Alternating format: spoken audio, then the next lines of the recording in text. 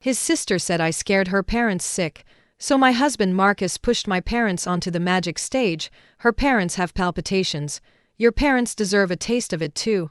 I shook my head frantically. No. Marcus, please. But my son Leo clapped his hands and laughed. Bad mommy deserves it. She should be punished. The box was pierced, and the lights suddenly turned red.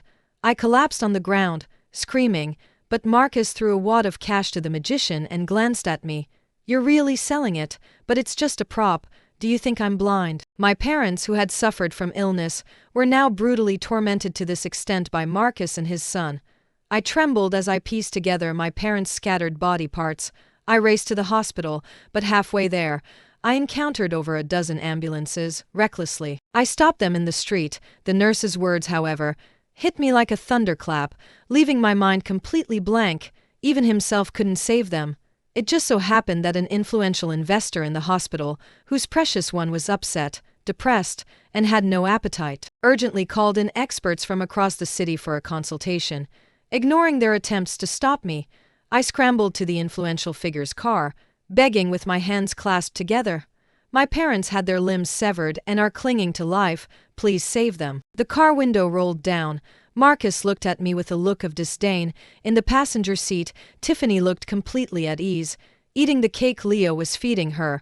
My blood-soaked appearance stood in stark contrast to this beautiful, happy scene, remembering the nurse's words. A bitter ache swelled in my chest. Tiffany immediately hid behind Marcus with a terrified expression. Grace, please don't drive me away from Marcus, okay? My parents have been in critical condition for 2 days from your threats and intimidation. Please let me go. Noticing's fear, Marcus instantly roared in anger. How long are you going to keep this up, Grace? Using your own parents for a performance, aren't you afraid it will come true? If you keep this up, the imported medication your parents are using will all be stopped. Swallowing my heartache, I urgently explained, Marcus, my parents are truly on the verge of death. There's still time to save them. A lying mommy isn't a good mommy. Leo's childish voice came through. Because of you, Anne didn't even eat a few bites of the cupcake and I made for her. Kneel and apologize to her right now, and I'll tell Daddy to agree to you. I froze, unable to believe these were the words of my own son, whom I carried for a full-term pregnancy. Leo, completely oblivious, rushed into Marcus's arms as if seeking praise, giggling at Tiffany. When the father and son looked at me, the same disgust flickered in their eyes, but I hadn't forgotten that Marcus had secretly admired me for 3 years and pursued me for 5. I was deeply touched before I agreed to be with him. From high school sweethearts to husband and wife, he was always referred to as a model boyfriend by others. He kept his distance from all other women, giving me a complete sense of security. Our son was the fruit of our love. Leo had always depended on me. Even when he was little, he would cry and fuss if I left for 10 seconds. All that happiness came to an abrupt halt the day Tiffany joined the company. I forced back my tears, staring blankly at the scene inside the car. Marcus, who doesn't lift a finger around the house, was now carefully wiping Tiffany's mouth. With a look of tender affection, I smiled, but tears involuntarily slipped down, enduring the pain. I closed my eyes briefly. No amount of dignity was more important than my parents' lives. I knelt to the ground, kneeling in reverence. With each phrase, I knelt again. I was wrong, Ms. Tiffany, please forgive me. I was wrong. My head struck heavily against the asphalt road, leaving a visible streak of blood. Not until my head was bruised and bleeding, almost losing consciousness, did Tiffany slowly speak. I never intended to make things difficult for you. Why are you taking a child's words so seriously? A smirk played on her lips, then she picked up Leo, deliberately teasing him, both having a grand time. Remembering my parents, I forced myself to endure the pain and looked away. Still kneeling, I begged him humbly, I've apologized. Please save my parents. Marcus impatiently lifted his foot and stepped over me. Stop acting up, Grace. You're truly insane. My heart plunged into an icy abyss. Clinging to a last shred of hope, I pleaded desperately with Leo. Leo shot me a sidelong glance.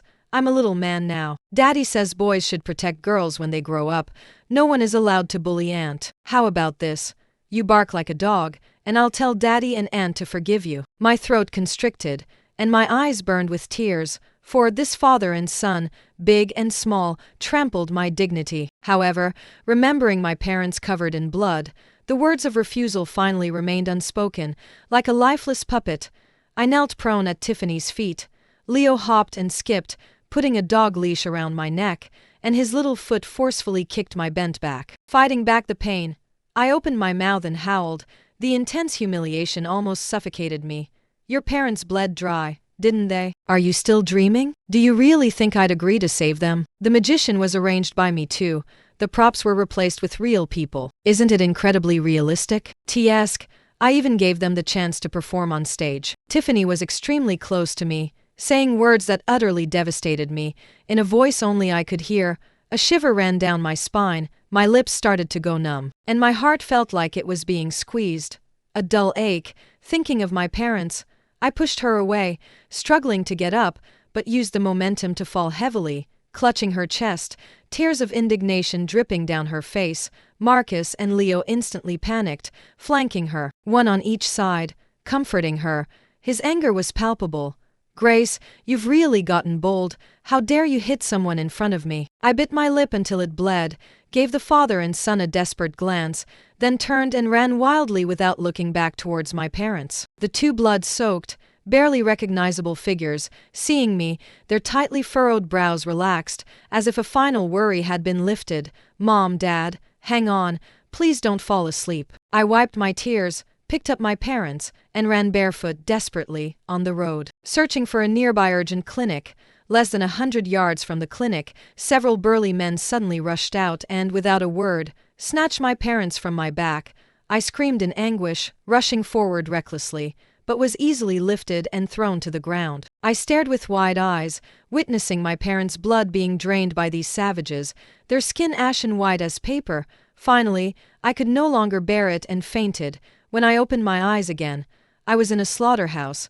It was dirty and chaotic, filled with a pungent, fetid smell. Marcus kicked me in the stomach. Grace, you never learn. Tiffany already has a weak liver, and you pushed her just now. Luckily, your liver is a suitable match, so we'll cut out half of it for her atonement. Do you know that you caused Tiffany's parents to still be in critical condition? So, you're only fit for a place like this, to have your liver harvested to save Tiffany's life. I clutched my lower abdomen, my eyes filled with disbelief, and my body recoiled instinctively. Marcus, are you insane? You want me to harvest my liver to save the murderer who killed my parents? Does he have any heart left? Leo whimpered, angrily lifting his foot and stomping hard on my hand several times. I bit hard on my lower lip, but couldn't stop myself from trembling. I don't want a bad mommy who hits people. I want Anne to be my mommy. My son's words stabbed into my heart like a knife. The pain left me breathless. During his birth, due to his size, I had a difficult birth. My abdomen was covered in stretch marks, and it would ache and itch whenever it rained. He used to lie on my stomach, crying for a long time out of sympathy, saying he would grow up quickly, protect mommy, and never let mommy suffer again. But now, this father and son were the ones who hurt me the most. Remembering all this, fighting back the pain, I hoarsely questioned, Marcus, teaching Leo to be like this, do you deserve to be a father? Something really happened to my parents. I wasn't lying to you. A flicker of hesitation crossed Marcus's eyes, and his heart suddenly ached. However, thinking of something, he sneered, Grace, your acting is truly excellent. It was just a magic trick with simulated props. Tiffany just told me everything. Tiffany is in a lot of pain now. I can't wait. Don't try to stall for time. Leo pointed his little finger with a resolute expression. Take her up. Leo doesn't want Anne to suffer. Without anesthesia, with the butcher's sharp knife. I screamed in excruciating pain until I lost consciousness. Marcus clearly knew that I was most afraid of pain. Before, if I got a mosquito bite, he would curse for a long time out of anger. But at this moment, he allowed Tiffany to cause my parents' deaths, and forcibly cut out my liver for the one he cherished most. Tears streamed into my ears. I couldn't bear the excruciating pain and fell into a daze. Waking up, the incision on my chest told me this was not a dream. Remembering my parents bled dry, I ignored the bleeding incision on my chest and ran for my life. Stepping out, the familiar clothes in the pigpen made my heart plummet. Several pigs had already devoured half a human face, but I still recognized the parents who had raised me. I instantly collapsed in despair, grabbed a shovel, and recklessly fought to snatch them from the pigpen. Clutching tightly to my parents' bodies, I could no longer cry out any sound. Marcus and his son, for another woman, cut out my liver and allowed her to desecrate my parents' bodies. My insides twisted with agony, My throat tickled, and I coughed up a mouthful of blood. Calmly tidying my parents' remains, I took them to the crematorium for cremation. Mom loved beauty most before she got breast cancer. Dad, who had Alzheimer's, was once a respectable old man. I had to wipe away my tears and lay them to rest. I chose the deluxe chamber. I only wanted my parents to depart with dignity. After we got married, my parents never asked me for money after was born. The elderly couple even rushed from their hometown hundreds of miles away to help raise their grandson, fearing they would make things difficult for me. They were always respectful to Marcus, however. They were mocked, had their limbs severed, were bled dry while still alive, and thrown into the pig pen to be fed to pigs. This was how Marcus and Leo repaid them. Mom, Dad, marrying Marcus. I was wrong. I cried silently, through tear-blurred eyes. I saw my parents being thrown into the standard chamber like garbage. I watched helplessly as my parents' bodies had their bones broken, were turned over with a long metal poker, and incinerated at high temperatures. My entire body trembled violently, and my mind went blank. Since it was the standard chamber, the bones had not been completely incinerated. Soon, I was informed to collect the ashes. The moment Tiffany appeared with an arrogant expression, all my doubts were answered. Oh, how terrible for your parents. The cremation, their ashes are mixed with others. Tsk, and they had to be turned over with a poker. Even in death they suffer, unlike my parents, who just drink tea and play chess at home. Their lives are actually quite boring. My blood boiled. Forcing myself to suppress my rage, I picked up my parents' ashes, piece by piece. Lucky, here, your favorite. This is much tastier than a chew toy. Tiffany casually picked up a bone that hadn't been fully incinerated and tossed it on the ground for her dog. The last shred of my composure snapped. I could no longer bear it. I raised my hand to strike her face, but a strong hand blocked me. The next second, my cheek burned with pain. This was the first time he had hit me, and it was for Tiffany. Marcus's face was contorted with rage, his eyes fierce. Grace, you tricked Tiffany into coming to this cursed place just to take your anger out on her again. Tiffany, who had been smiling brightly moments ago, suddenly dropped to her knees, bowing her head repeatedly towards me. Okay, I admit, I seduced Marcus. My parents have already been scared into heart failure by you and are still in critical condition in the hospital. They only have me as a daughter. I can't let them suffer the parents burying their child. Please let me go. I beg you. She was weeping bitterly, pretending to grab my hand and hit her own face with it. Marcus's face was etched with disappointment. He took a deep breath and picked Tiffany up horizontally. Leo also stood in front of Tiffany, his eyes full of caution, staring at me. You wicked woman, always trying to hurt Aunt. I'm never calling you mommy again. I looked at the two men, one big and one small. My heart turned to ash. I didn't know if the incision on my chest had become infected. It felt like 1,000 ants gnawing at my heart, a piercing, bone-deep pain. Grief, more profound than death itself, rendered me almost unable to stand. Marcus, thinking he had hit a nerve, his eyes narrowed slightly. Sneered, Grace, going to all this trouble, aren't you just trying to win me back? How about this? Since Tiffany's parents are still in the ICU intensive unit, your parents won't rest in peace either. Consider it atonement for you. I didn't understand why, but Marcus gestured with his hand towards the ashes. Take them and scatter them. Behind him, his assistant treated the ashes like trash, roughly sweeping them into a tattered old cardboard box. My eyes were bloodshot. I clutched at Marcus's sleeve, pleading humbly, but he violently shook me off. Leo, wiping Tiffany's tears with his little hands, muttered softly, Aunt, don't be sad. Daddy and I will get revenge for you. The father and son spoke in perfect unison, yet with the same coldness. I gave up pleading and desperately tried to stop them. In the struggle, the box shattered, and the ashes scattered across the ground. No, Mom, Dad. My hands trembling, I desperately tried to gather them. 2 bones fell at Tiffany's feet. Forgetting all dignity, I crawled forward, reaching out, but Leo swiftly kicked away my hands. Carefully shielding Tiffany, a slight tug at her lips, and the next second, the bones were quickly snatched away by the dog. Tiffany smiled apologetically at me, but a flicker of triumph glinted in her eyes. At that moment, a gust of wind swept through, and the ashes lifted and scattered with the wind. Looking at the nearly empty ground, I finally broke down, crying hysterically, You beast! Marcus, my parents were murdered and utterly destroyed. Are you happy now? Your grandparents were so good to you. Leo, is this how you're repaying them? Marcus froze for a moment. Impossible. I personally booked tickets and sent your parents to the Maldives for a trip. Mommy is talking nonsense. Daddy and I put Grandpa and Grandma on the plane together. Tiffany's eyes darted around, her face bearing a fake smile.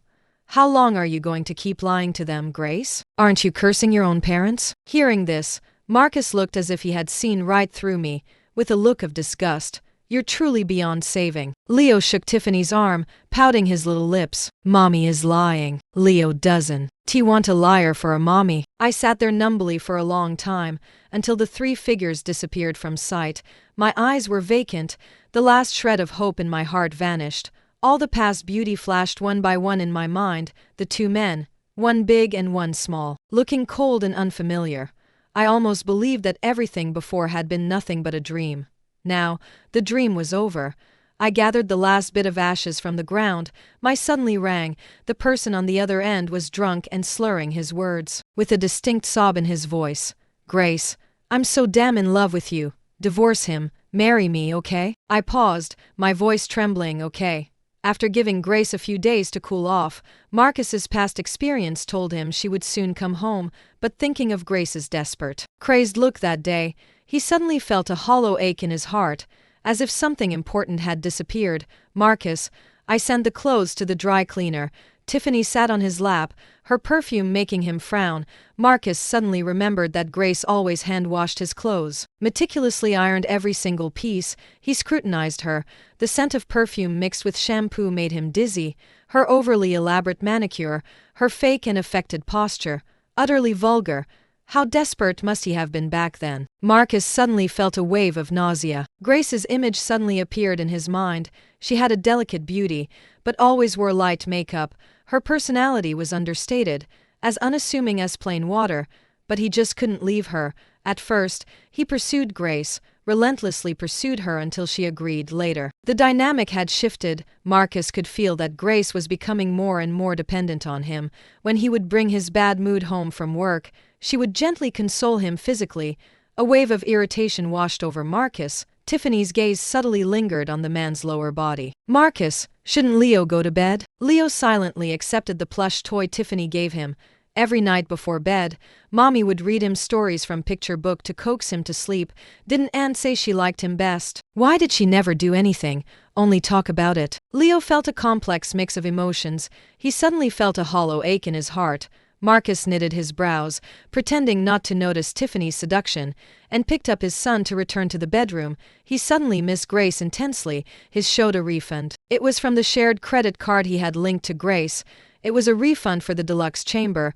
When he saw the names on the cremation receipt, Marcus almost lost his footing. Just a coincidence of names, however. The probability of both husband and wife having the same name made it impossible for Marcus to even deceive himself. His uneasiness reached its peak. He didn't dare to think of the worst possibility. With a heavy heart, he dialed the crematorium, his voice hoarse. He asked, "How did these two bodies die?" The person on the other end was confused but truthfully explained. They died terribly. They were torn apart and half-eaten by animals. Their daughter was in utter despair when she brought them in, covered in blood, and then, the good chamber she had reserved was taken. Ah, what a pitiful person. The air fell silent. He froze like a statue, recalling her humble pleas that day. Marcus closed his eyes briefly. He had even scorned and mocked her, and had half her liver cut out. Grace's image in his mind seemed to be drifting further and further away from him. With a wail, Leo burst into tears. That's a lie. Grandpa and Grandma are perfectly fine. They went on a trip abroad. Large tears fell onto his hand. Leo also didn't want to believe this wasn't a nightmare. Grandpa would never give him piggyback rides again, nor would there be Grandma to feed him or take him to the amusement park. It turned out that the ones Mommy had desperately begged to save during the magic trick were actually his grandparents.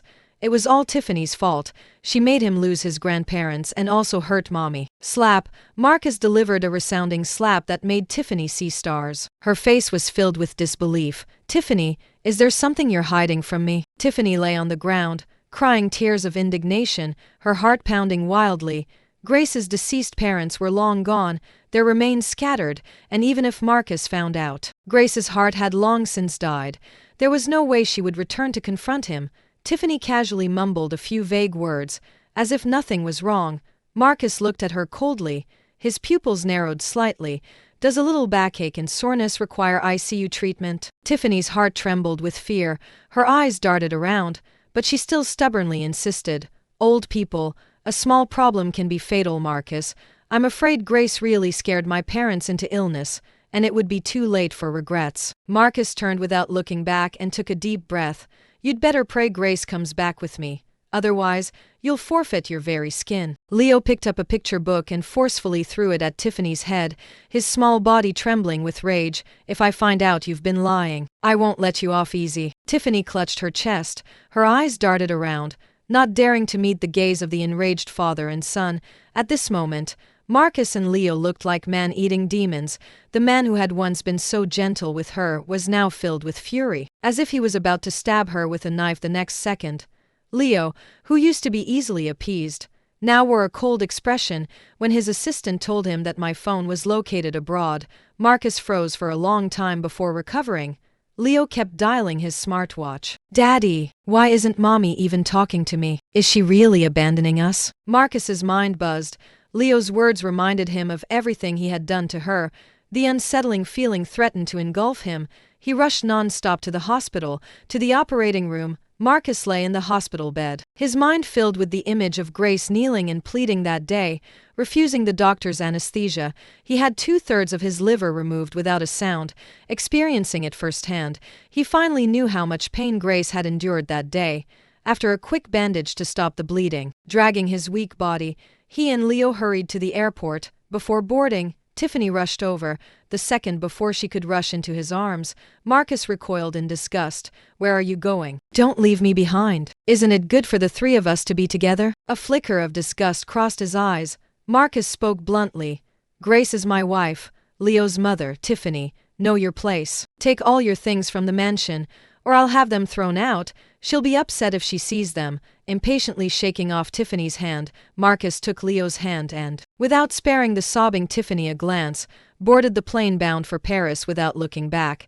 To him and Leo, Tiffany was an insignificant stranger. On the plane, he nervously and excitedly rehearsed countless times the opening words he would say when he saw me again. The words on the tip of his tongue, Grace, I miss you so much. He had savored every word 1,000 times. Upon landing, Marcus went straight to a local flower shop. 999 roses, a large diamond ring. The man, who hadn't slept for over 20 hours, carried Leo and tirelessly drove himself to a farm on the outskirts of Paris in a foreign country. He had traversed a long way and finally found me in a strange land. However, the diamond ring in his hand rolled away. The flowers fell into the stream, scattering into pieces. At dusk, I was embraced by an exceptionally handsome man. Whispering intimately, like lovers, I was kissing that tall man, radiating happiness, with a smile he had never seen before. He opened his mouth. The tender words he had savored countless times remained unspoken.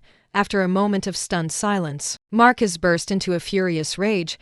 What's your relationship with him? Leo also yelled anxiously. Let go of my mommy. Noticing my subconscious fear, Ethan pulled me into his arms.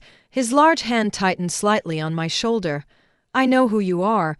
Grace's ex-husband. I once received your wedding invitation, however. For our wedding, we won't be inviting you. My apologies for making you come all this way for nothing, but it was intentional. You're welcome. I looked at Ethan, who was still sharp-tongued after all these years, and smiled faintly. Marcus's heart, however, felt as if it had been pierced by 1,000 arrows. He gritted his back teeth until the taste of blood filled his mouth. I almost forgot to introduce myself. Ethan, Grace's college senior. Now he's her. When casually uttered the words fianc, Marcus, like a beast, his eyes bloodshot, lunged at him recklessly.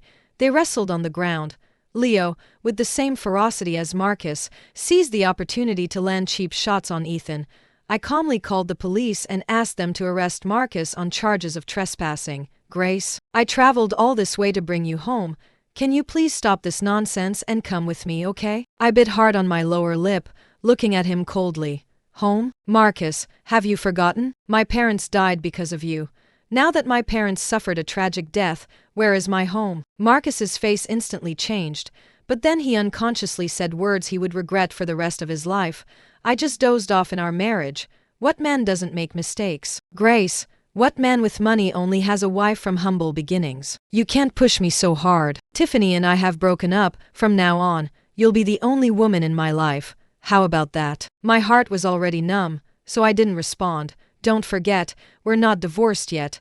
You're still my wife. Before I could react, Ethan was the first to lose patience. He turned and kicked him hard in the mouth. I've already hired the best divorce lawyer in Europe for Grace. Even if it doesn't succeed, I'll make sure you never find her again. Ethan finished speaking and smiled innocently. Each word, slow and deliberate, struck his heart like a heavy hammer. Marcus froze as if struck by lightning, but still stubbornly tried to touch the face he longed for. Leo also struggled to hug me, but he was restrained by the officer. I allowed Ethan to pick me up and didn't look back. My finality completely lost his composure. In the center of the stage, bathed in flashing lights, Tiffany was awakened by the bright glare. The sight before her reminded her of the two blood-soaked figures, and her body trembled involuntarily. Her vision gradually cleared. Marcus sat below the stage, his eyes bloodshot, his gaze chilling as he stared at her. It was the same magic box as the day Grace's parents died. Tiffany thought for a long time, then meaningfully looked at Marcus's lower body. What are you doing, Marcus? Are you looking for something exciting? She hadn't expected him to be so perverted. Tiffany's face was filled with eager anticipation. As if looking at a corpse, Marcus's pupils constricted. With a wave of his hand, the magician from that day walked in. Don't you like performing magic? Tiffany? How about you be the star today? Leo echoed, with a cruel laugh. Aunt, it's okay if you lose your arms and legs. I'll definitely ask Daddy to save you. Tiffany stiffened. Fear gripped her entire body. No, Marcus, didn't you say you loved me? Leo, didn't you say you wanted me to be your mommy? Before she could finish, Marcus kicked her in the chest and sneered. I do like you, but it's the kind of liking one has for stray cats and dogs, or an object. You didn't really think I truly loved you, did you? Overestimating yourself. It's all your fault. If it weren't for you, Daddy and I wouldn't have wronged Mommy, and Mommy wouldn't have abandoned us. Knowing there was no turning back, Tiffany's face twisted violently. It takes two to tango. You want to blame everything on me? Kneeling and bowing your head in public, being leashed and barking like a dog, having her liver cut out.